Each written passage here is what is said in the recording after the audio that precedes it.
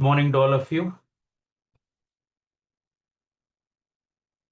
Thanks to Shivani and hellomyyoga for choosing this theme, Yoga for Humans in a Digital World. So far, we've been fortunate to refer ourselves to as human beings and not digits. But the pace and the direction in which we are racing, of course, if I give respect to human beings, including me, we are racing unconsciously, unintentionally, and inadvertently,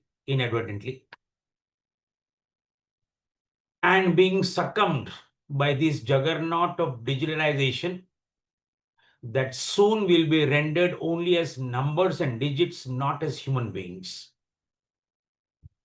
Even that is okay, no problem at all, provided we are very happy and peaceful human beings. But exactly opposite is the case.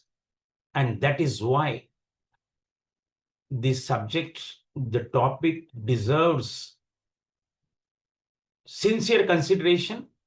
I'm saying sincere because most of the things which I will speak or earlier speaker would have spoken or the next speakers will speak, all the people on the platform here on the screen may be knowing about it, but unfortunately would not like to do anything about it or helpless in doing anything about it. So for once, looking at about 30-35 people on the screen, I'm rather happy because these are the people I consider who are conscientious in taking up this issue, which pertains to all of us. Before I continue, can I request all the people to come on the screen unless and until some situation does not allow you to come on the screen? Otherwise, it's nice to look at you and speak. Yeah, Naina, Piyusha, Veena, Niharika, as far as possible, please try to come on the screen so that we can really have an exchange of energy, not information. Information overload is what we're going to speak about. So I don't want to add to that stock of information for you. Yeah. Before I proceed further, when Shivani gave this topic, I wanted to check up what does this digital world mean? Because this word is so popular, like yoga. And because of that popularity, this word is misunderstood and not understood clearly. In fact, this word digital world is very loose and actually it is evolving.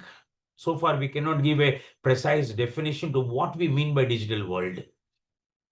But we can at least say with full assurance and certainty that what we understand by digital world is everything that is encompassed pertaining to connectivity, that is internet, pertaining to communication networks, and pertaining to computers. These three major areas make up what we refer to as the digital world. And for each one of us here on the platform, on the screen, we are more familiar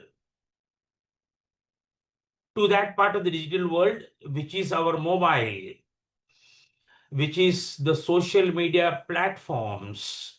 Whether you talk about YouTube, you talk about Instagram, you talk about X, whatever platforms we are comfortable with this. And this digital world spreading its wings not only stretches and spreads to our professional life in office environment, but also makes inroads in our personal life, whether it be education, whether it be entertainment, whether it be communication with people who are far off, where earlier we are using STD, today we are using immediately on the video, we are able to speak to any person anywhere in the world.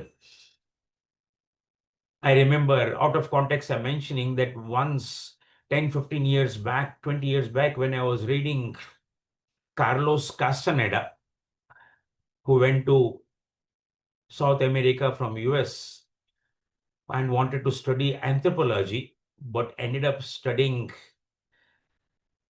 shamanism there.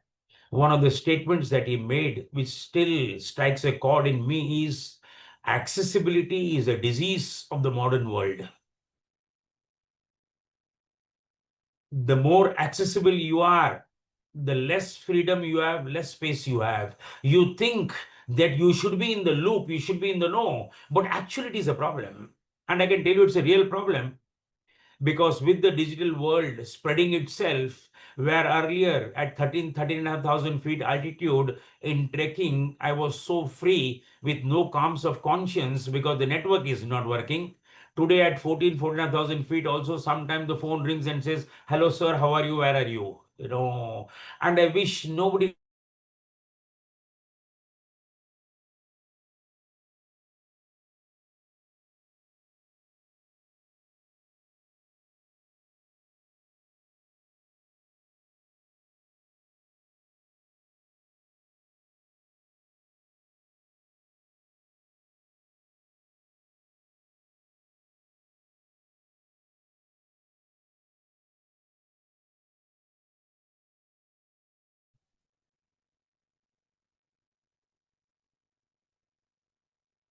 Bear with me these small inconsistencies of the digital world. When I say that our involvement, our succumbing, our becoming prey to this digital world seems to be inevitable, and gladly we are becoming part of it. I said that it was okay if we were still very happy human beings, peaceful human beings, but that is not the case, exactly opposite the case.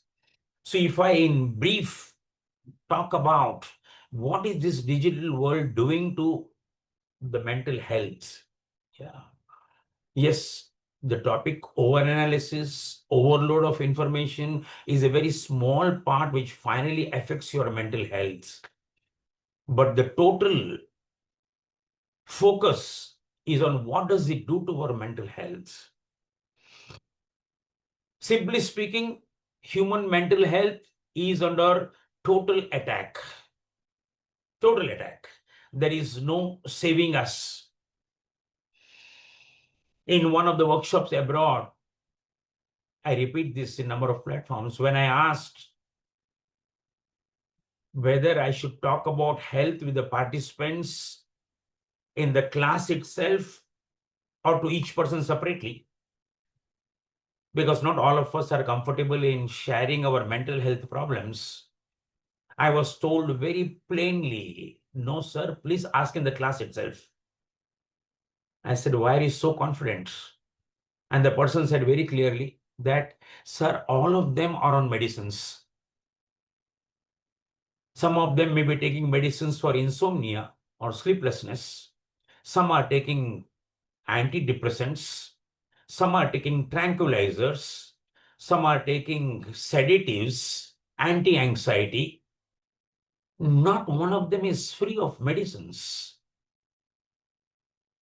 This was a revelation to me. And for once I started wondering, this is the issue with citizens of an advanced society. And when we say advanced society, we include in that advancement of level of happiness also. But unfortunately, that is not the case. Our society today is advanced because technologically we are better off. But as human beings, we are worse off. As simple as that. Our models, our gadgets are becoming passé overnight. And we look for new models because they give you better output, better efficiency, not realizing that with every improvement in your gadget, the quality of the human being starts going down.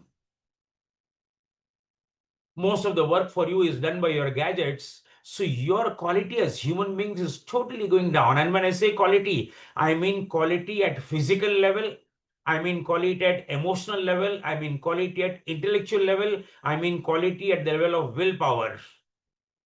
Total quality of the human being starts going down. And that is why today we are fast reaching a place where each one of us is dispensable. If not you, somebody else, because there is nothing to distinguish between you.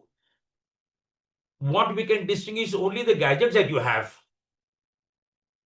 And true to what I am saying, the better model of mobile that you are carrying, you are considering a more sophisticated person. It's not the quality of your thoughts which brings about sophistication in you. Sorry to say that. It is the model of your car, it is the model of your mobile, it is the model of your computer, which says, look, you are evolved. No, you are not evolved. Your instruments are evolved. You are actually gone down. Your quality is going down. Where are you going up? Not only this, when I talked about mental health, where depression, anxiety, helplessness, panic syndrome, destructive tendencies, including suicidal tendencies, are words which are commonly used. To have a psychiatrist or a counselor is considered as a sign of sophistication. And it's so sad that you refer to a psychiatrist as my psychiatrist. I have an appointment with my psychiatrist. Probably that adjective, my possessive pronoun, is more suitable to parents, mother and father, my father. But you have started speaking about my psychiatrist.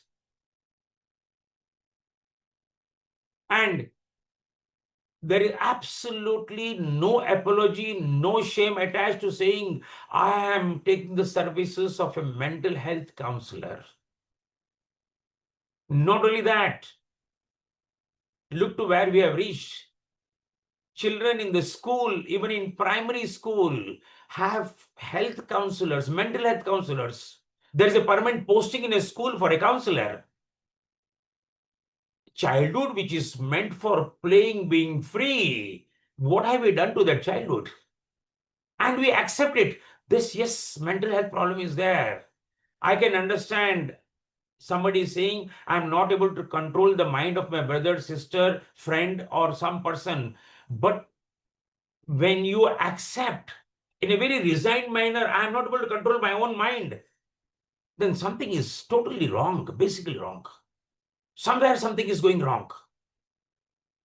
And sooner we address this issue, that's why I said, I'm very happy that there are only 41 now on the screen.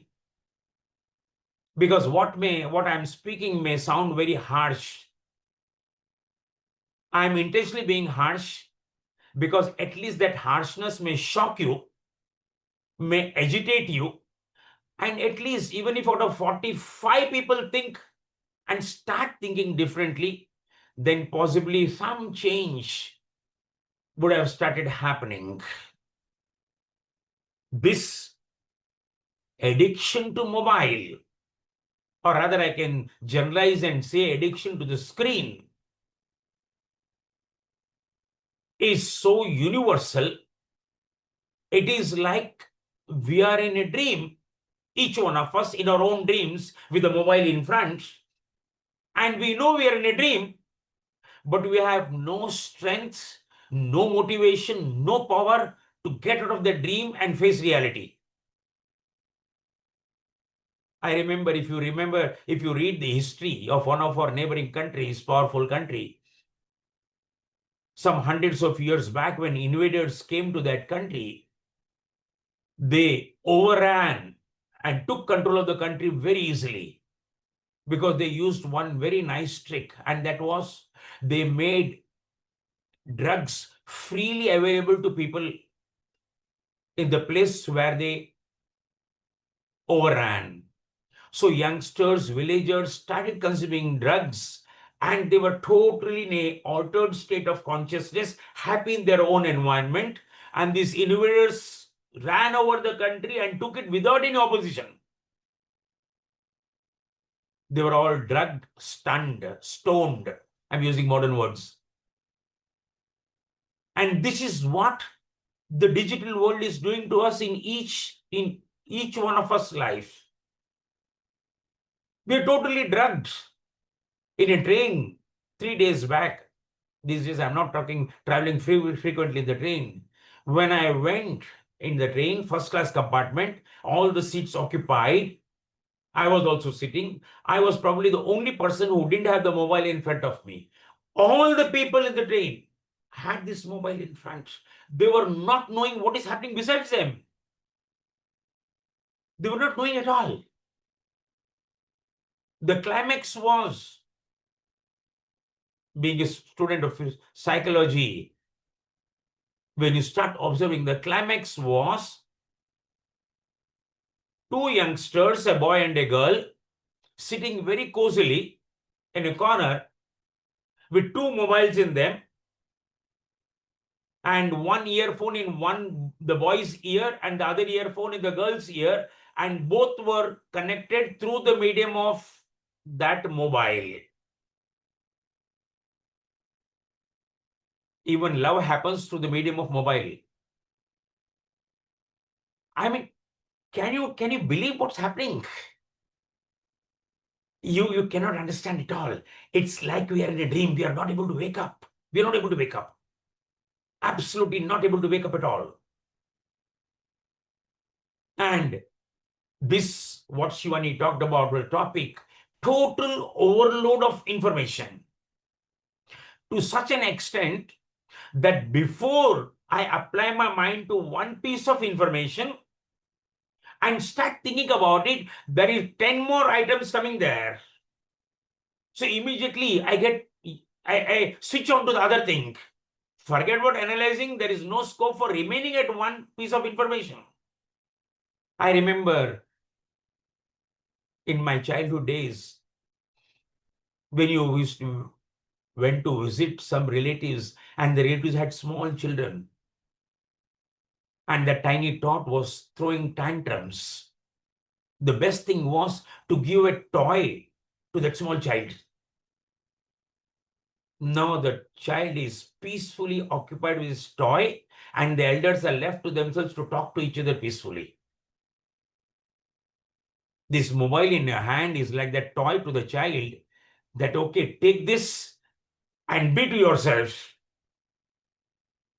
Now you are ineffective in the whole environment because this toy is given to you, your total attention is on the toy there. And to add to it, we want to be in the loop. What's happening? What's happening? What's happening? That so-called phrase, we coined so many new phrases. FOMO, fear of missing out. And you're afraid of missing out of what? I can understand if certain great things are happening in life and you're missing out of it, I can understand. But you're having a fear of missing out, the same fear being had by all the people with you, and there is nothing actually to be missed out. You are living a life of illusion. And actually speaking, if you really care for your own evolution and development, you'll be very happy if you're missed out, because then people are not disturbing you. Then you have got scope, time, energy to devote towards your own development. So that missing out is a blessing. It's not a problem. Again, you look at this disease, I call it as a disease, of creating small videos and imposing it upon people known to you, at this point of known to you. Of course, in a group, there may be people whom you don't know, but you impose that upon people. And just not only impose, you wait. How many people have seen it? How many people have responded? How many people have liked? How many people have subscribed? And you're just looking at opportunities where you can make small videos and just send it. For what? For what? Again, this whole breed which I'm not able to understand, probably you may be understanding, of so-called influencers who have nothing probably in themselves to influence, but become influencers and start influencing. I don't know how the whole society gets influenced. For you to influence some people, you should have something in you. Just by gathering 10 people, you start influencing. I am reminded of that small anecdote when you are walking on the road, and as a matter of mischief, you and your friends start looking up at the tree and start pointing out there that something is there. And then two people walking past look at it, there is something there. And then there's a 10-15 crowd who is looking at there something. And then you and your friend just walk away because there was nothing there in the first place. But all the people want to see something there. So all of them are looking there. They're not able to see anything there. And the two first people who started looking there, they make their way out because it was only mischief there. They have influenced 10, 12 people to look at something which is not there at all.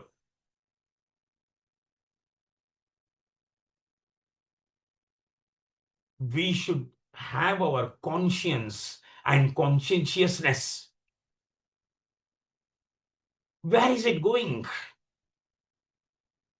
That this whole concept that, okay, look, I must also be counted in life. So prepare something and send it. Prepare something and send it.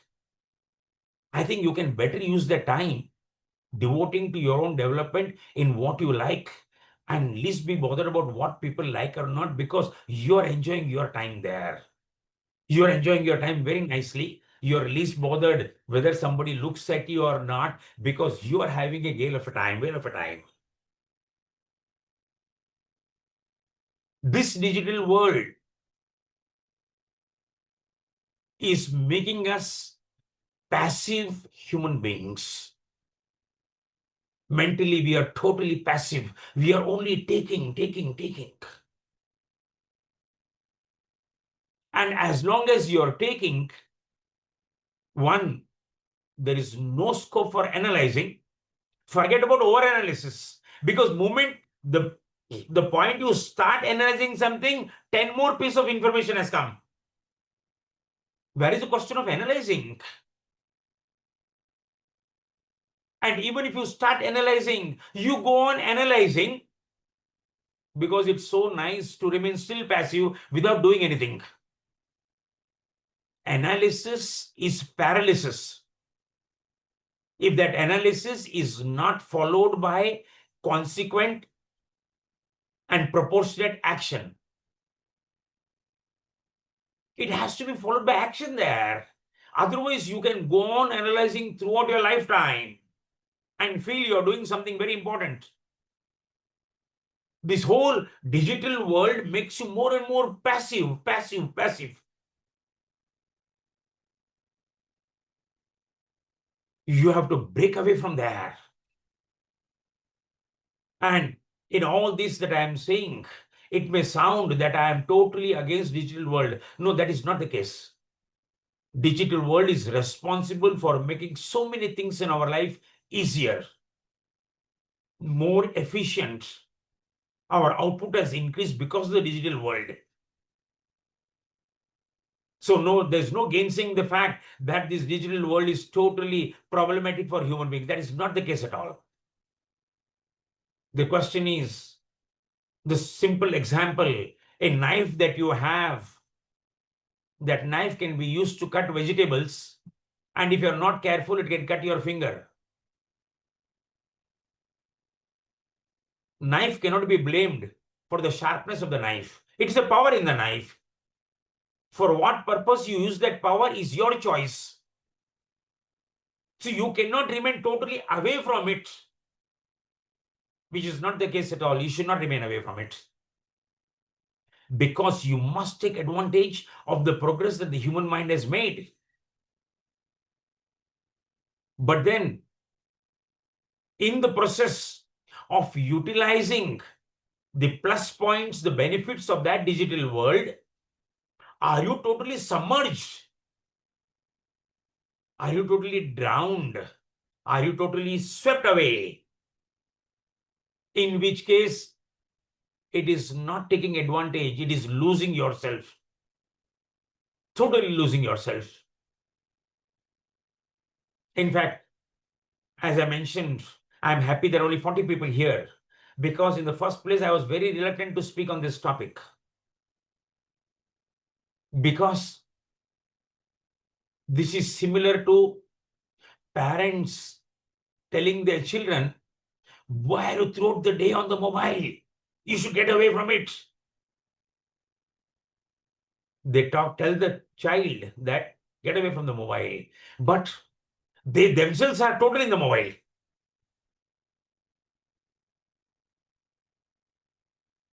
Unless and until this is also only analyzing, unless and until we analyze and take subsequent steps, that analysis is meaningless. And that is what is happening everywhere around the world. Everybody talks, yeah, it's not good, it's not good, but they go and do the same thing. It's a question of, can I absorb? Can I think? And then finally, the next step, that is very important step. Can I do something about it? In yoga, in yogic jargon, we say just shravana is meaningless. Shravana has to be followed by manana. Manana is reflection. You may be knowing a lot of things, picked up from here and there, here and there. But that information is not knowledge. That information needs to be processed by you, which is called manana, reflection, contemplation. Only after that it becomes knowledge. And that knowledge is also useless because it is confined only to your intellect. Only when that knowledge is practiced, that is nididhyasana, only when that knowledge is implemented in day-to-day life, then it becomes a part of you. Today, what is happening is there is a deluge of information. And we give a pat on our back that we are well informed and think that being well informed means well knowledgeable. No, sorry. There's a big gap between information and knowledge. We are just consuming. We are not even tasting. Forget about digesting and assimilating. We are just consuming. And this knowledge, this information, at the end of the day, is totally trivial information, which, if in the first place you didn't know, nothing could have been taken away from your life. Your life will be same. That is the quality of the information that is being put on you or bombarded on you by the medium. So the question is, Shivani has named the topic Yoga for Humans in Digital World.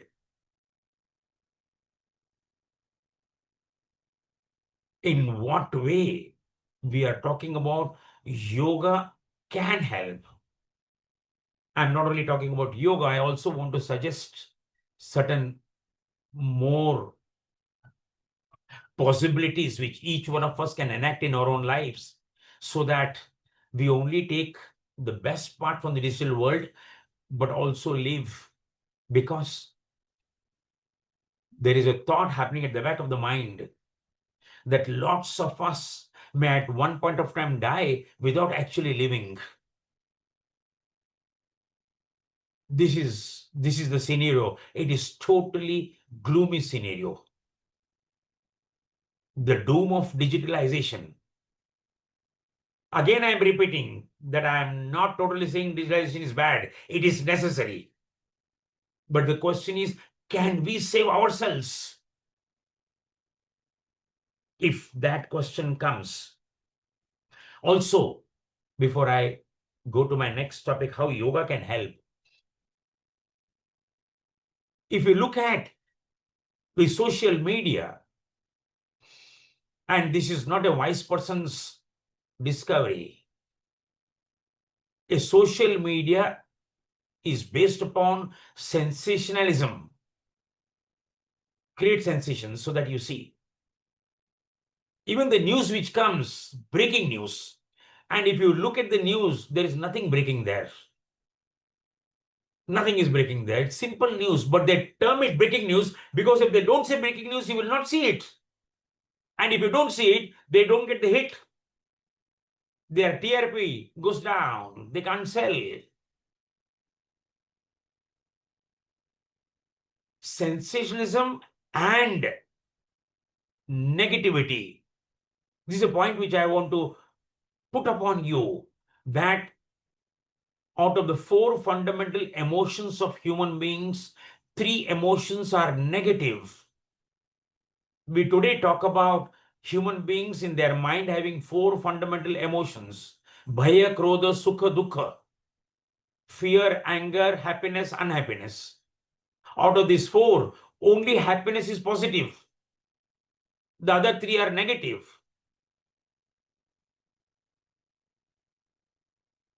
So, human beings, human minds, 75% of the time are negative.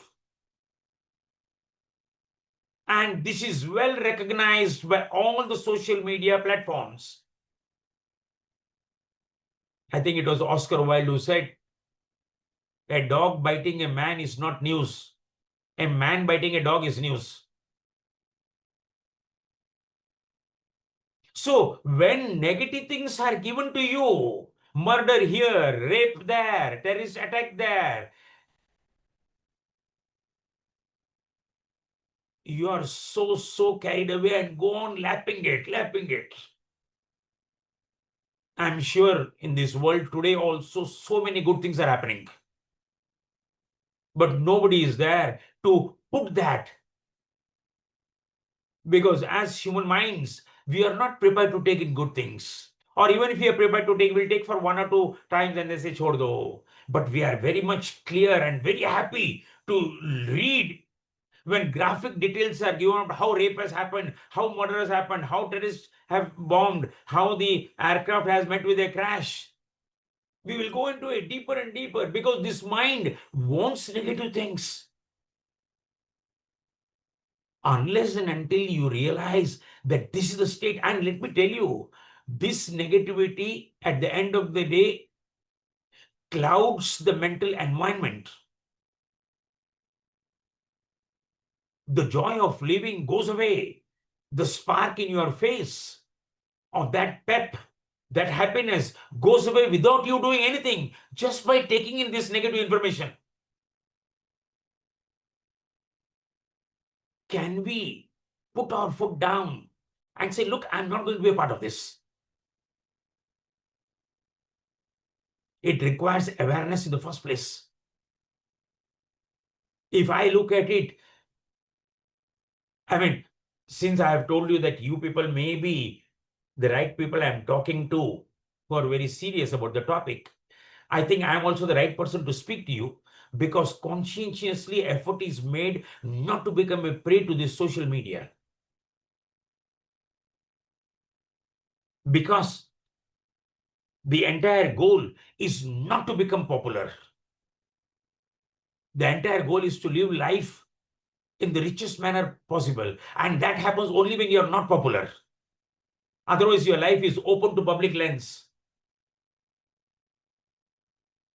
If people live to live yourself, you should be very happy. Wow, nobody's interfering in my life. Now I can do whatever I want to do.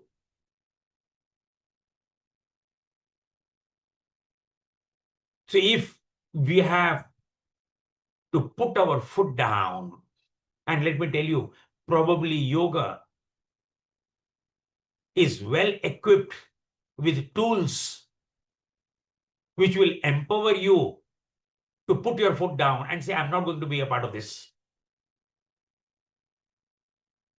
When I'm reading something in the WhatsApp, the first point is, if I don't read this, will my life be okay? And if your answer is yes, don't read it. Why want to read? This mind has limited space, limited scope. If you are putting in so much rubbish there, it cannot accommodate more things. And when good things come, it will not be able to accommodate. It has got limited space. We are reaching its limits. The brain is on survival mode today because there is bombardment of information from all sides. From all sides. The second point, we must sit down, take a piece of paper, and write down, what do I want to get out of my life? This is very, very important for each one of us. Think very clearly that you have been provided, fortunately, as a human being, 60, 70, 80 years time. Time is given to you. Energy and consciousness are given to you. And the tools of the body and the mind are given to you. This is why Indian philosophy says, Satchit Ananda, you are blissful by nature. You have energy with you, you have consciousness with you, you have been given time, you have given tools. What more do you want? Now it is for you to see in this limited time that I have got, and these tools which have got infinite capacity, and I have got energy, that energy is at my disposal. What do I want to do? Do I want to spend it completely in front of the mobile or any of the social media platforms, just because other people are seeing, just because I also want to be in the loop, I also want to do the in thing? Or do I want to carve out my own life? It is your choice. This so-called digital media and its tools, if you watch correctly, it keeps you engaged externally. Everything is happening outside, and you're seeing, reading, everything is happening outside. Real progress of human being happens only inside. This is what I was talking about. Outside progress is the progress in your equipments, in the means at your disposal. But progress actually happens inside. If you want to grow, if you want to develop yourself, it is inner progress that is important. A human being is defined, described as body, mind, energy, consciousness. We are only at the level of body and mind. You see, I always say this phrase that nature has played a fraud upon human beings where the sense organs are always looking outside. This is a fraud on human beings. Your eyes are only seeing outside. Your ears are only hearing outside. Your mouth is only tasting from outside. This is a fraud. And it is a fraud knowingly paid, because only those people who deserve to progress should progress. And that first step in progress happens when these sense organs are withdrawn, if not permanently, it is temporarily, and taken inwards. That is why pratyahar in yoga is a demarcating line between Bahiranga yoga and Antaranga yoga. Only when that happens, now you're on the path of energy and consciousness. So long you are in the body and the mind. That first step, can I just sit without any of my sense organs active? Can I be just quiet? That is the starting point of meditation. That is why in all forms of yoga, in all forms of spirituality, meditation is given the pride of place, top. Because progress starts happening from there. Am I able to see inside? Instead of what this person did, what that person did, can I at least watch what are the quality of my feelings, my emotions, my thoughts, my priorities? Speed of mind is called stress. Mind is continuously changing because the mind is made up of gunas. The gunas are continuously changing. Change is painful. Mind is always in the past or the future. This mind, which as it is problematic, is made still more problematic by deluge of information. Just think, human mind by nature is diseased. On top of it, you are adding so much information. What will happen to this mind? This mind cannot be controlled by itself. Mind cannot control the mind. It's a principle. Then how can you control the mind? This mind can be controlled by controlling your breathing. The mind can be controlled by breathing, and then meditation enables you to transcend the mind. The problem is over. Both happening in yoga. Both happening in yoga. Again, if I go to suggestions, philosophically speaking, digital world, we are totally enamored by appearance. In philosophy, there is a perpetual conflict between appearance and reality. Instead of being good, I'm more interested in looking good. And that is very easy. Change your hairstyle, put tattoos on your body, change your dress, your appearance changes. But that is not change. Change has to happen inside. That is a change only in appearance. All this digital media is only taking care of your appearance, superficial things. Time to look through it and say, look, where am I going? What is happening inside me? Is my capacity of fasting increasing?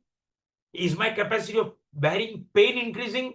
Is my emotional foundation increasing? Is my intellectual sharpness increasing? No, none of them. Your intellectual sharpness is substituted by sharpness of the computer and the mobile. I saw a small video, beautiful video on the silent killers of the digital world. Digital deluge, overload of information. Digital distraction. You're not able to concentrate. Digital depression. If you're left out, it's so sad that at the age of 25, 27, so-called influencer commits suicide because at one point of time, there were 100,000 people liking her video and now it is coming down to 50,000. So depression, loneliness, gone, suicide. Digital dementia, forgetfulness, memories of the past. We have lost focus, concentration, memory. Totally. It's time we put the foot down. Last few points. When Shivani is fidgeting on her seat, so I know we are approaching close of time. Just 5 minutes. If I have to give you some suggestions, the one suggestion I've already given. When you are reading something, before you start, think, if I don't read, will my life be same or not? If it is going to be same, don't read it. Very easy. Otherwise, this reading becomes mechanical. One after the other, one after the other, one after the other. You will not know how much time you have gone. Time is limited. Money you can earn, time you cannot earn. Next point.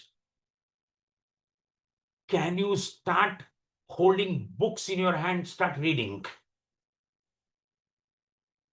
Make it a point. I want to get rid of this whole juggernaut. One of the ways is make it a sankalpa. 10 minutes, 15 minutes, 20 minutes. Will I start reading? That holding of a book in hand is joyous. We have lost that completely. Third point. Can I get involved with physical activity? Be it cleaning of my house, be it gardening, taking a walk. Because this digital world has made us total spectators. Passive mental activity. It's time we start doing physical activity. Fourth suggestion, can I get into some sports? And for the time being, don't choose chess. Go into some physical sports. Maybe jogging, maybe swimming, maybe a game of badminton, doesn't matter. You're winning and losing, doesn't matter. Just shaking the hands, body. I have been repeating, sweating is the most effective antidote towards mental ill health. Just sweating. Get to some sport, sweat out. Next suggestion, can I participate in nature? Nature is one of the best antidotes. Can I take a long walk in nature under the trees in the jungles? Can I go for a small hike? Can I go for trekking in the mountains? Again, next point, can I get involved with music? Playing of music, not listening to music. Choose active activities, not passive activities.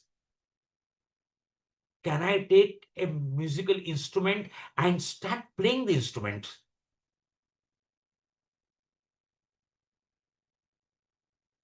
The last point I want to say, can I go out and help some person?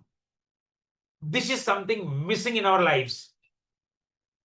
We are totally addicted to only ourselves, ourselves, ourselves.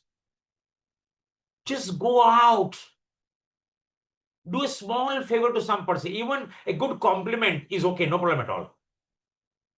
Just go out and do something good to some person. See the change that happens in your mind. I always say, when you are going through some mental problems, don't wait for some person to come and help you. You go out and help some person.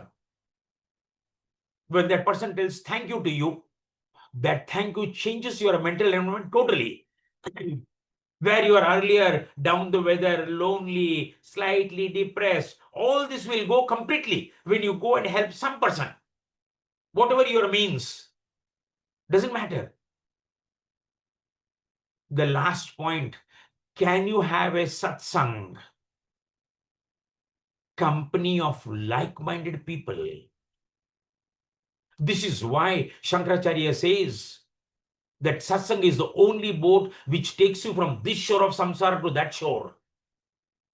Beautifully says, Kate kanta dhanagata chinta vatula kimto nasti niyanta tri jagati sajjana sangati eka bhavati bhava arnava tarane nauka. It's the only boat which takes you from this shore to that shore. If you have like-minded people who come together, stop discussing things, start doing things. Do things together, do things together. See what happens. Then you can draw a balance that yes, where necessary, I will take the best of the digital world. But that is the final. Leave it aside. Life is much more than that. Our actual living is beyond the digital world. Because the digital world has spoiled your life, your relationships, the quality of your life, the goal of your life. Everything is kept at the block. Get away from it. And we can do it if you apply. Change always happens individually. Don't look at bringing change in society. Change within yourself. One small thing, 10 minutes, 15 minutes, 20 minutes, just bring one small change. See how it happens. The father need not tell the child, don't smoke. If the father does not smoke, the child will not smoke. But if the father is cigarette in the mouth and says, look, smoking is very bad, you should not smoke, the child is not going to listen. The moment you start changing little bit, at least 2-3 people around will notice that change. That is sufficient. These are silent killers which we are talking about. We don't even know what's happening to us. We're just being carried away, carried away. Unfortunately, in our country at least, we used to refer old people as wise old men, wise old man. Because in ancient times, growing up was the process of attaining to wisdom. Naturally, you become wise. So a person old means wise old person. But you cannot tell that of a person who has grown old in the digital world, because there is no wisdom. Where is the wisdom? Wisdom is of the machines. I will stop here. Okay. We have reached 12:05. I've exceeded 5 minutes. We will stop here. I wish all of you at least implement some things so that from here only the satsang will start building. So that we know, okay, this is what we are supposed to do. Don't worry about what the world is doing. Don't have herd instinct. Decide for yourself what is your life, what is value for your life, and then create a herd behind you. Okay. Thank you very much for patiently listening to me.